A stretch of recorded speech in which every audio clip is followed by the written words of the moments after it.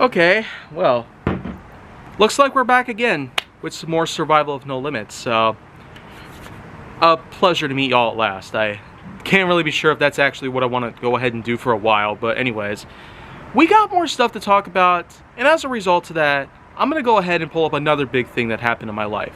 The one time that I caught myself a very bad case of influenza. More specifically, a combination of a few different influenza viruses, including the infamous bird flu. Yeah, if you're familiar with the huge bird flu pandemic of 2008, then you might not at all be very familiar with the case that I basically had with this type of strain, but I will just go ahead and let you know that I hardly document on a lot of this stuff because there are a few reasons to this. Number one, I do not wish to let anybody down out there, or don't want to cause a lot of fear or panic out there. The second thing is that sometimes I have to realize my own limitations as both an American and a human. And the third and final thing is that it's disgusting to talk about your case of influenza sometimes. Sometimes other things as well would be too disgusting to talk about in a public matter. So I feel like now, at this point, I'm more than just comfortable enough to go ahead and talk about this because it was gruesome back then. So at this point in time, I don't know if I'm going to get age restricted for this, but if an age restriction does pop up at this point, I'm just not going to, acknowledge it. Because honesty does need to prevail at this point. And then as a result, let's go ahead and talk about my Colorado Springs trip in June 2017. The time that I had already turned 18 years old, and it was also a big time where tons of family had gotten over just to see me once again. A lot of old friends I've had in my life, especially those whom I've pretty much lost for over a decade. I tell ya, 2017 was not only a big time for me, be it all the horrible things that had happened that whole entire year, or maybe all the amazing things that had happened in my life, but I feel like the main thing I should probably point out is the fact that I had several trips throughout the year 2017. Most importantly, it was at the time my most recent trip to Orlando, which included the likes of Walt Disney World and Universal Studios Orlando. And then, of course, 1 month after that happened, back in May 2017, in June 2017 was where I got a good opportunity to head over to another family reunion, which this time, unlike with the previous one that had happened in 2011, which was in Winter Park, Colorado, we were going to be going to another higher, denser factor part of Colorado known as Colorado Springs. And the thing is, instead of taking a plane there like we usually had, we would instead be driving there by road, which thankfully, of course, that exact year was when my grandparents bought a GMC, somewhat new GMC at the time. So it was about time we pretty much put it to the test. And it's also important to note that a lot of other things would also happen in 2017, but I might get to those later because right now, Colorado Springs 2017 was at the time the latest family reunion treatment that we basically had. But let me just go ahead and tell you, other than getting to be in a large house that had a combination of a lot of old school technology and a lot of new school technology, as the place itself was at the time under a lot of renovation where a lot of old stuff would pretty much be removed and replaced with new stuff, including HD TVs, VCRs, and all that good stuff. So a lot of those giant boxy computers and all that old school stuff that we would see all around the place would eventually be removed, but not before our reunion there was over. So we were kind of stuck between both a part with a lot of newer tech and a part with a lot of older tech. So it was like a hybrid between these different time zones that we were once a part of as humanity itself. So I will go ahead and say though that while it was a good trip, while I did get a ton of great photos in the place and elsewhere, the trip itself ended on a not so high note by all means. You see, at some point in time, the night before we intended to leave Colorado Springs on the way back to Wisconsin, I had kind of a somewhat uncomfortable encounter with one of my own cousins, whom is now 35 years old, but at the time only 31 years old. Ended up giving me a hug and breathing in my face, but little did I know that it was actually a time where some of us had actually been infected with influenza viruses, common cold viruses, and a bunch of those other viruses that you would typically get at some point in time. Of course, I've had a lot of encounters with influenza of all sorts of things out there, but I had little to no idea that there was in fact a special ingredient hidden within that little concoction of viruses that I had contracted from my cousin's own breath. Apparently, there was an actual bird flu virus in there. And let me just tell you about the bird flu virus.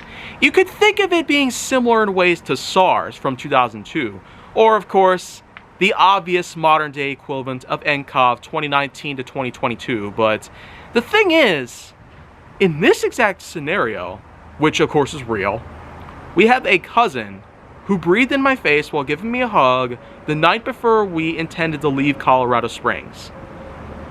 Basically contracting influenza, bird flu, and possibly other viruses at the time. I could not necessarily be too sure about it, but bird flu itself is pretty rambunctious, yet deadly at certain points in time.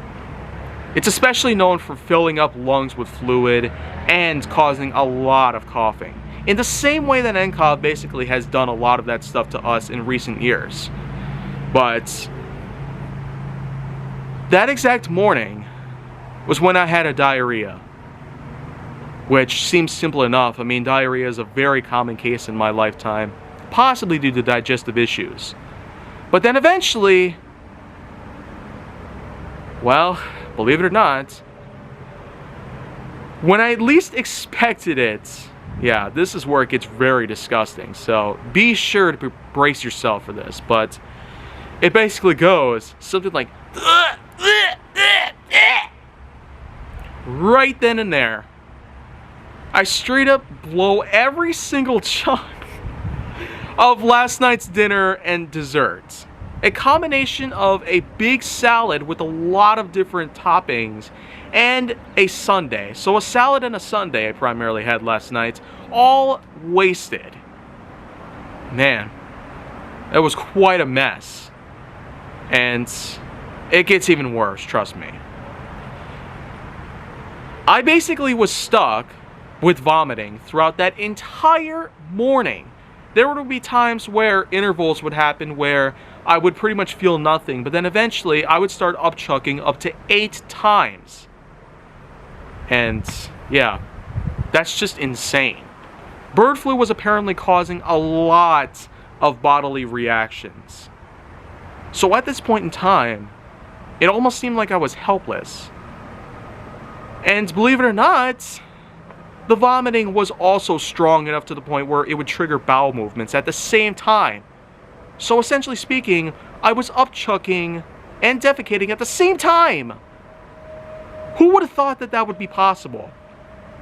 To have 2 different orifices excreting ginormous amounts of disgusting liquids or chunks of any sorts.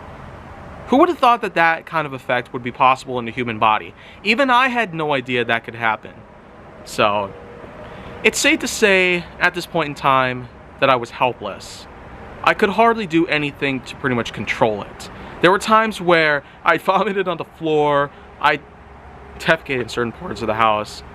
It got all over my clothes that morning. All over. I pretty much had to get a huge Ziploc bag and seal the disgusting smells of both my bile and likewise. I don't even know how much longer I should probably talk about this before I get age restricted for this, but the thing is, I had multiple different influenza viruses running through my body, and my body was just trying its best to get every single bit of it out as possible. I couldn't do anything about it. I had to have a huge trash can with me at all times because the amount of times I was vomiting was tremendously high, especially on the first day that I started experiencing these symptoms.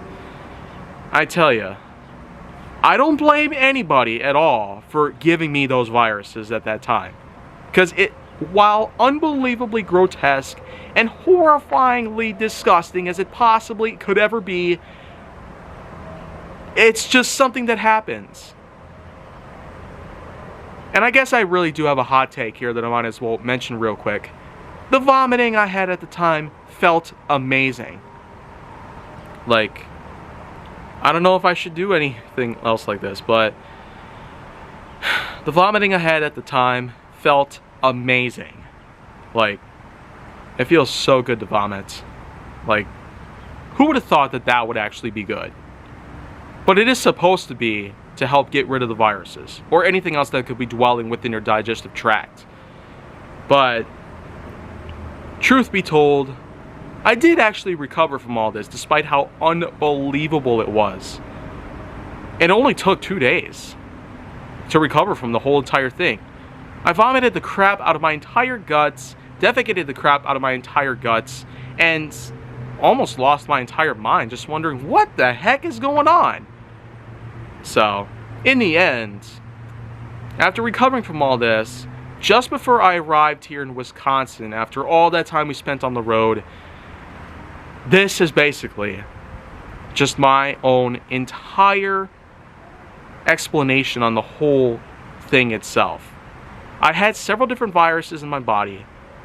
I had a lot of ways to potentially get rid of them. And then, I could say they were pretty darn effective.